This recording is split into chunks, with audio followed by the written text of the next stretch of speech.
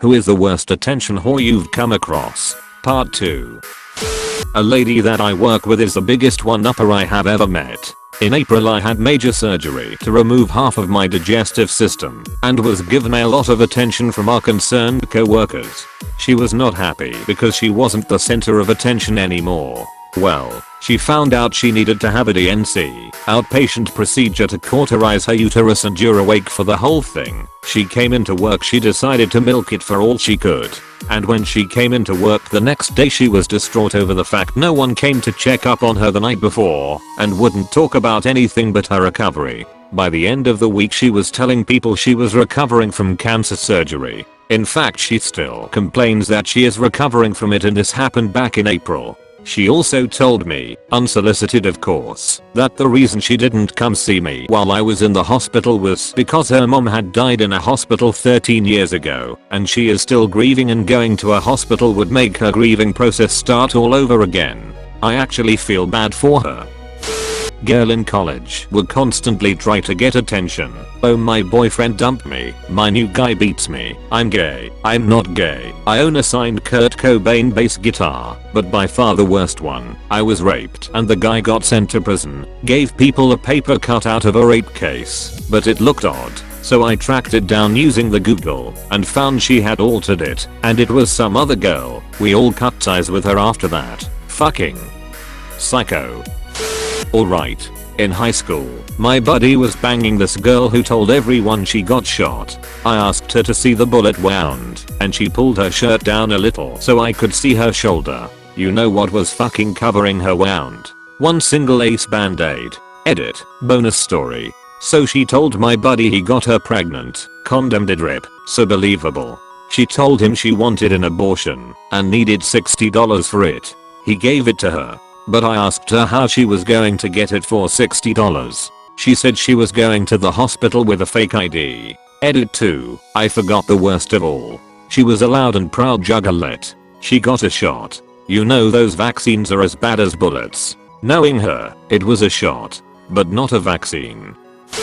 Oh, I've got a good one. I went to uni with her, in no particular order.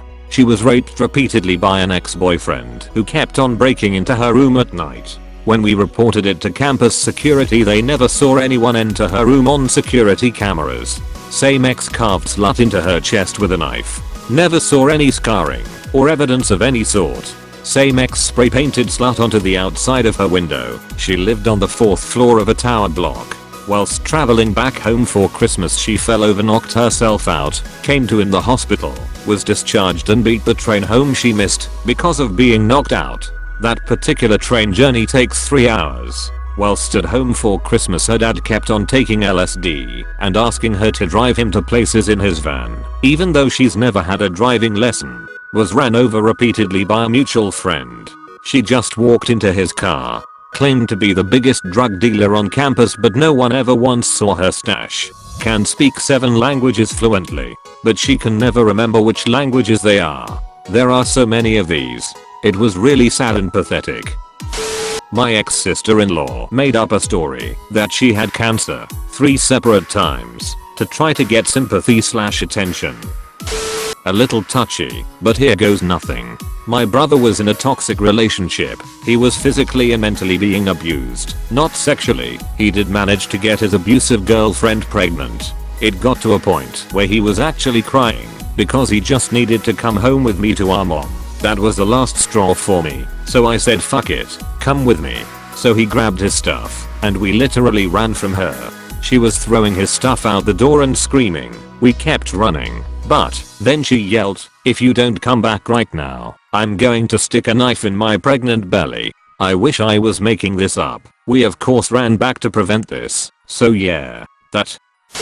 This girl in 8th grade claimed she was depressed and suicidal. She was popular so everyone believed her and felt bad for her. She got all kinds of attention for it. There was this kid in the same grade who was actually depressed, and he tried hanging himself on a doorknob in the back of our class when no one was looking one day, and in an odd way he became popular after because of it. She decided to do the same one day in class, except no one noticed her doing it until she was passed out and had to go to the emergency room. Okay, I think we found the winner here. Agreed. Drama queen. Sociopath and a Darwin Award nominee all in one. Impressive. There was a chick in my high school who faked pregnancy, claimed to do drugs in the restroom with her drug buddies, and then told people I was the father. I never had sex with her because I kind of had the gay. My two ex-friends, they dated in high school, were forced to split because she was legal age, 19, and he was 15, got back together and just made a bunch of bad choices together, engaged after a month, and just constantly crying for attention. Everything he cooks microwaves, goes onto Facebook and Snapchat with annoying voiceovers of her going, oh so good. Constant posts of oh my god I love my baby so much with love Adove photos of them, but they fight and break up more than anyone I have ever known. If he pissed her off she'd text me a picture of her engagement ring being taken off. They thought a friend Snapchatting a picture outside of their house and not going to see them meant he had to be planning on killing himself. Proceeded to spam all their mutuals with panicked messages until they found out it was basically just a hey look I was in your town pic. Not only are they attention whores, but just a total hot mess altogether. Got 2 gems. 1. A high school friend. When his girlfriend talked about ending the relationship he sent her a picture of him pointing his dad's gun to his head saying the typical, if you leave I'll kill myself, and he always pulled that sort of drama antics. 2. High school graduation party at hotel. They gave out sparkling wine without alcohol. I saw peeps chugging down glasses and then acting like they were really drunk. There was no bar or alcohol included in the party. In hindsight, they were cringy as fuck. This kid who's chilled out by now and I'm good friends with once was a huge attention whore. One day he walked up to our table while we were peacefully playing Smash and pulled out one of those rolls of minty tape, that's what I call them, meant to make your breath minty, and says, I'm eating this whole roll and none of you are ever gonna stop me, god damn it. And so we didn't. College and high school, lots of them. Girls and guys that would act drunker than they were at parties or bars to get more attention and get away with doing shit then falling back on the I drank too much excuse. High school it was more obnoxious and obvious, just more prevalent in college. They had worked out the kinks by then, so it was harder to tell if they were faking it or actually just hammered. I have used the excuse myself. Amazing how people actually buy that when you are young. They were more along the lines of attention sluts. No one was paying them. My cat lap hops around the room to find the best one. His best score was when the best lap was next to the best pets.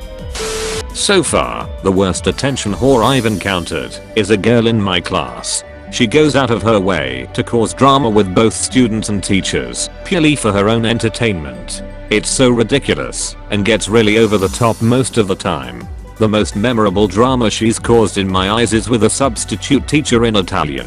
She rarely pays attention in LOT and often ignores instructions from my normal teacher, so this is pretty predictable. She had her phone out and of course, that day we had probably one of the most grumpy and strict teachers I've ever met. She refused to hand over her phone and did some extreme talking back. The teacher got so mad that she threatened a detention and a plethora of other punishments, but even when she was sent to rethink, the title is self-explanatory, she refused. She left the class and came back repeatedly. It was one of the most frustrating things I've ever witnessed. Quite surprisingly, she got away with a lunch detention, even after talking back, refusing to leave, arguing to a teacher and causing drama.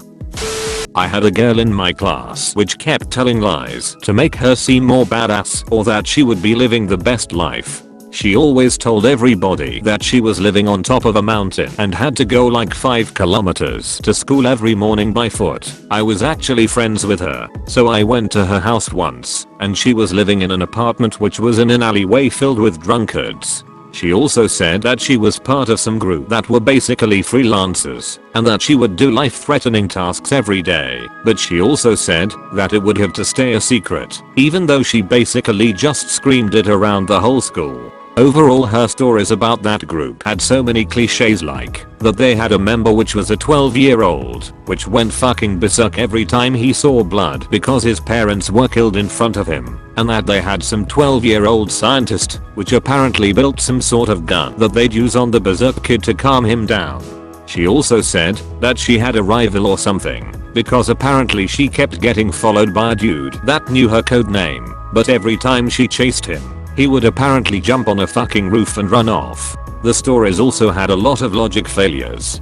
She once told that the group was building gliders for forest missions to jump from tree to tree easier, even though the gliders would be way too wide and they'd just break the wings because it would collide with every possible tree. Once she also told us that the group would have a 12-year-old member that for some reason had access to guns and that he shot a fist-sized hole through her wrist during a training session. She apparently didn't even get medical treatment, but instead just put a bandage around half of her arm. But in school she was able to move her arm completely normal and there were never any traces of a wound, not even some blood or something. So nobody ever believed her, and she became the most hated of the class. At the end of the year she had to leave the school because her grades were too bad, and she kept telling that it was just because of French, and that she would have the best grades of everybody, even though the truth was that she had a D in almost every class and even multiple E, which can make you leave the school in here in Germany. By the way, she was also just 12 years old.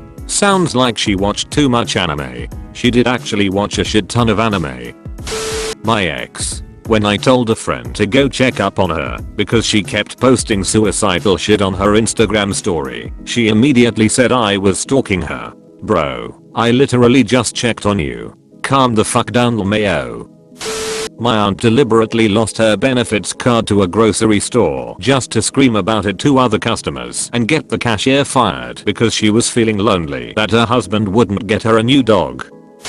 I worked with a crazy Mormon girl who was an aspiring actress. She claimed to be epileptic and would fake passing out in front of groups of people and then eventually come to. She wouldn't really seize, just faint. Always made me smile how she'd roll her eyes before she dropped and always managed to fall safely. What a dumb attention whore. Thanks for watching. Make sure to check out my other videos. Also, don't forget to like, comment, share, subscribe and to turn on notifications for this channel by hitting the notification bell. Your support is much appreciated. See you next time.